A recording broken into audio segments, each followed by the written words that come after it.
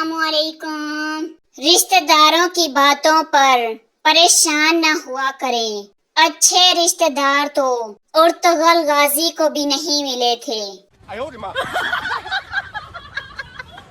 बात करने के तरीके अल्लाह से दोनों हाथ बांधकर, उस्ताद से नजर झुकाकर, माँ से खुलकर, बाप से एहतराम से, भाई से बिला झिझक, बहन से नरम लहजे में, बच्चों से लाड प्यार से, दोस्तों से हंसी मजाक से और बीवी से बात करने के तरीके की तलाश अभी जारी है। सब कहते हैं लड़की बिना घर नहीं चलता। मैं कहता हूँ घर तो क्या, इंस्टाग्राम, फेसबुक, व्हाट्सएप कुछ भी नहीं चलता। तहकीक से साबित हुआ है कि इंसान अपनी औकात और जीमेल का पासवर्ड हमेशा भूल जाता है। घर वालों के ताने सुन सुन कर दिल चाहता है कि पानी के पिस्तौल से खुद को गोली मार लूं, प्लास्टिक की छुरी से नस काट लूं, बेड से छलांग लगाकर जान दे दूं। My personal life is so personal. इसमें क्या चल रहा है मुझे खुद भी नहीं पता होता। और यहाँ तो जमीन के टुकड़ों पर भी लड़ाई होती है। मैं तो फिर भी चांद का टुकड़ा हूँ, खुदा खैर करे।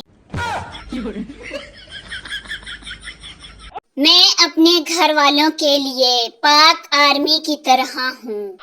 वैसे मुझे जलील करते रहेंगे। जैसे ही बाहर वाला कुछ कह दे मेरी काबिलियत याद आ जाती है इन्हें।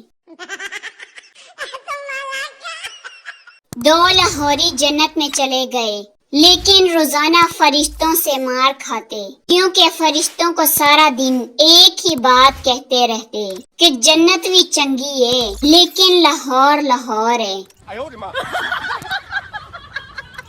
एक मौलवी साहब के घर 10 दोस्त आ गए। मौलवी ने बीवी से कहा जल्दी से 10 कप चाय बनाओ। बीवी ने कहा घर में चीनी नहीं है। मौलवी ने कहा तुम फीकी ही बना दो, बाकी मैं अमल पढ़ कर ले जाऊंगा। मौलवी चाय लेकर गया और सबसे कहा भाई जान 10 कप में से 1 कप में चीनी नहीं है। जिसके पास भी वो कप आया कल वो हम सबको पार्टी देगा। तमाम दोस्त चुपचाप चाय पी गए। एक दोस्त ने तो ये भी कह दिया कि मेरे कप में चीनी बहुत ज्यादा है। जैसा कि साग नजदीक आ रहा है और साग की खराब बात यह है कि एक दिन पकाओ तो हफ्ता हफ्ता चल जाता है।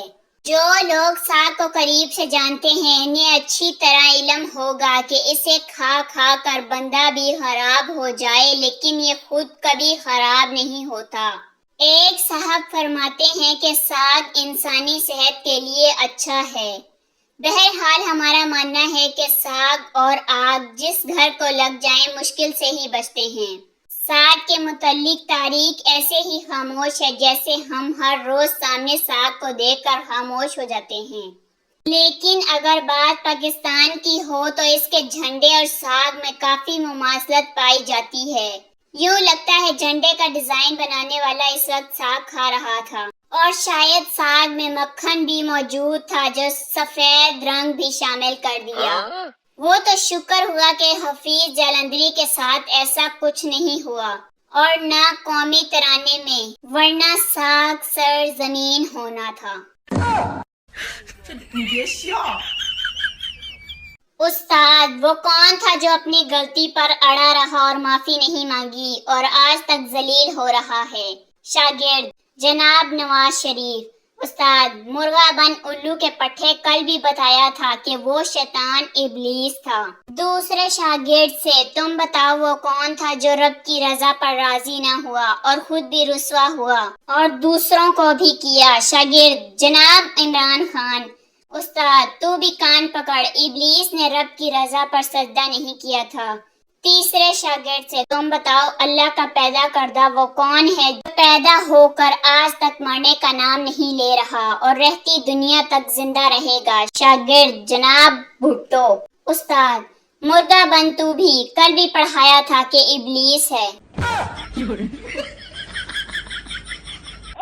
سادگی کی انتہا ہے نا۔ صبح دفتر جاتے وقت 1000 کا نوٹ میں نے سائڈ ٹیبل پر رکھا اور کہا چکن والے کو فون کر دوں گا، وہ گوشت دے جائے گا اور 1000 روپے لے جائے گا۔ چائنیز رائس بنا لینا اور بوٹیاں چھوٹی ڈالنا۔ ریشہ ریشہ۔ دفتر پہنچ کر میں نے چکن والے کو کال کر دی۔ شام کو گھر آیا ہوں تو لائٹ کم تھی۔ بیگم نے تازہ گرم چائنیز رائس میرے سامنے رکھے، خوشبودار اور مزیدار چاول۔ میں نے 3 بار کھائے اور ہر بار الگ ہی مزہ آیا۔ ریشہ ریشہ بوٹیوں کا میں ویسے ہی شوقین ہوں۔ ڈکا لے کے میں نے ٹوتھ پک مانگی تو بیگم نے مجھے حیرانی سے دیکھا۔ اس وقت چکن والے کا وائس میسج آ گیا: علی بھائی معذرت، کام میں اتنا بزی تھا، آپ کے گھر گوشت بھیجنا بھول گیا۔ کل صبح انشاءاللہ۔ میں نے سائڈ ٹیبل پر دیکھا تو 1000 والا نوٹ اسی طرح پڑا تھا۔ بیگم ہنس ہنس کے دوری ہو رہی تھی، کہنے لگی شملہ مرچ، گاجر اور مسالے ہی تھے، گوشت تو ڈالا ہی نہیں تھا۔ چند سال پہلے کی بات ہے، مچھلی فرائی کی تو عثمان کے ابو کہنے لگے نہ بیٹا میں نہیں کھاؤں گا، بہت کانٹے ہیں۔ عثمان بھائی بولے ابو جی بوٹ پہن کر کھا لیں۔ کل دفتر لنچ میں پائے پکانے کا پروگرام بن رہا تھا تو میں نے کہا سوری میں نہیں کھاؤں گا پائے، بھینس کیچڑ میں پھرتی رہی ہوگی۔ دوپہر کو ڈائننگ ٹیبل پر پائے کے ڈونگے اور خمیرہ روٹیاں نان رکھنے کے بعد آفس بوائے نے دستانوں کی ایک جوڑی بھی میرے سامنے رکھ دی اور کہا سر انچارج کہہ رہے ہیں گلوز پہن کر کھا لیں۔ کل میں موبائل استعمال کرتا کرتا اپنے گھر کے بجائے ہمسائیوں کے گھر داخل ہو گیا اور ٹی وی لاؤنج میں جا کر بیٹھا تو پتا چلا یہ اپنا گھر نہیں ہے۔ ابھی میں کچھ سوچ ہی رہا تھا کہ ہمسائے کی بیوی بھی اپنے کچن سے موبائل فون استعمال کرتے کرتے باہر نکلی، پانی دیا اور پھر چائے بھی دے دی۔ ساتھ ہی یہ بھی سوال کر ڈالا کہ آج آفس سے اتنی جلدی کیسے؟ میں ابھی جواب سوچ ہی رہا تھا کہ ہمسائی کا شوہر بھی فون استعمال کرتا کرتا گھر میں داخل ہوا، جسے دیکھ کر میں پریشان ہوا، مجھے اپنے گھر بیٹھا دیکھ کر کیا سوچے گا۔ لیکن جیسے ہی ہمسائی نے مجھے ٹی وی لاؤنج میں چائے پیتے دیکھا تو فوری مجھے سوری بولا اور گھر سے باہر چلا گیا۔ بیوی: دروازہ نہیں کھولوں گی، اتنی رات کو جہاں سے آ رہے ہو وہیں چلے جاؤ۔ وکیل: دروازہ کھولو نہیں تو نالے میں کود کر اپنی جان دے دوں گا۔ بیوی: مجھے کوئی پرواہ نہیں، تمہیں جو کرنا ہے وہ کرو۔ اس کے بعد وکیل دروازے کے پاس کے اندھیرے حصے میں جا کر کھڑا ہو گیا اور 2 منٹ انتظار کیا، پھر ایک بڑا سا پتھر اٹھایا اور نالے کے پانی میں پھینک دیا۔ بیوی نے سنا تو فوراً دروازہ کھولا اور نالے کی طرف دوڑی۔ اندھیرے میں کھڑا وکیل دروازے کی طرف بھاگا اور گھر کے اندر سے دروازہ بند کر لیا۔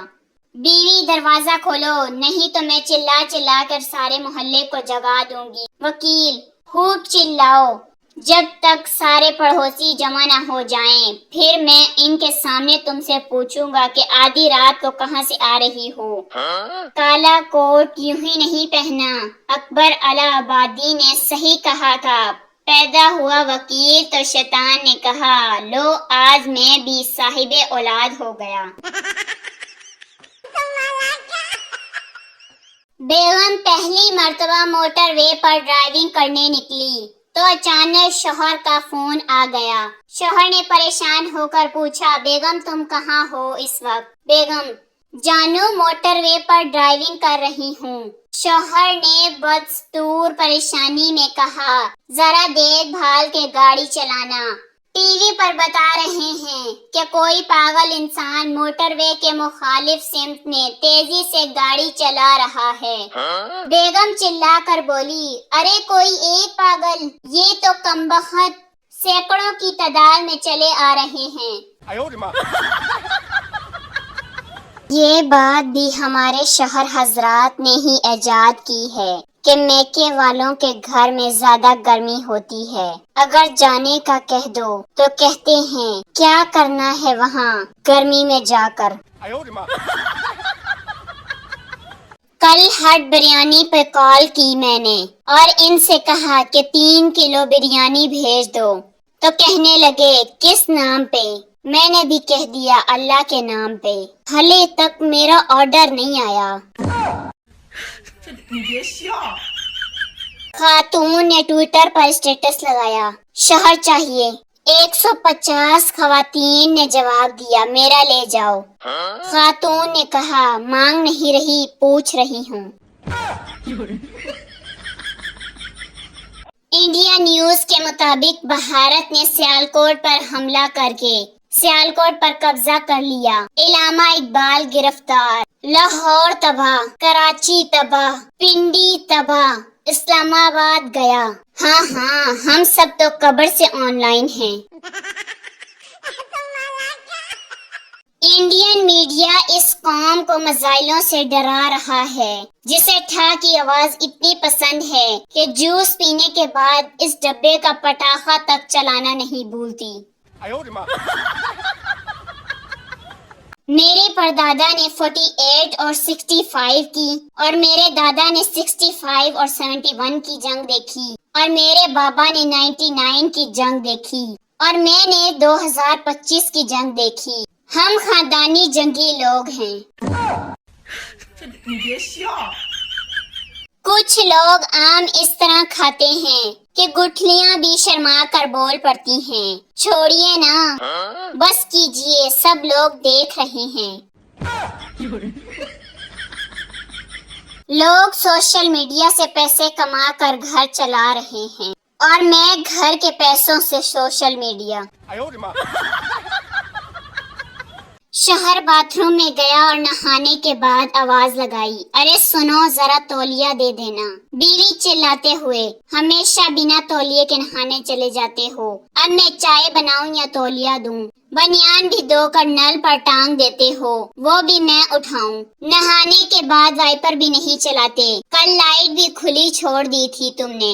گیلے گیلے باہر نکلو گے تو پورے گھر میں گیلے پاؤں کے نشان بنا دو گے، پھر اس پہ مٹی پڑے گی تو سب جگہ گندی ہو جائے گی۔ ایک بار نوکرانی اس پر پھسل گئی تھی، پھر 3 دنوں تک نہیں آئی تھی، میرا کیا حال ہوا تھا کام کر کر کے۔ شوہر دل ہی دل میں سالہ نہا کے غلطی کر دی یا شادی کر کے۔ جنہیں میں اچھی نہیں لگتی وہ مجھے کافی پہلے سے زہر لگتے ہیں۔ 20,000 کا کوئی اچھا سا موبائل بتائیں اور 19,100 روپے جمع کرنے کا طریقہ بھی، کیونکہ میرے پاس صرف 100 روپے ہیں۔ آج 1 گھنٹے سے تیز چلچلاتی دھوپ میں کھڑی بائک پر بیٹھا تو اندازہ ہوا کہ مکئی بھونتے وقت دانے اچھلتے کیوں ہیں۔ بھارتی فوج نے سیکیورٹی وجوہات پر جنگ دبئی اسٹیڈیم میں کروانے کا مطالبہ کر دیا۔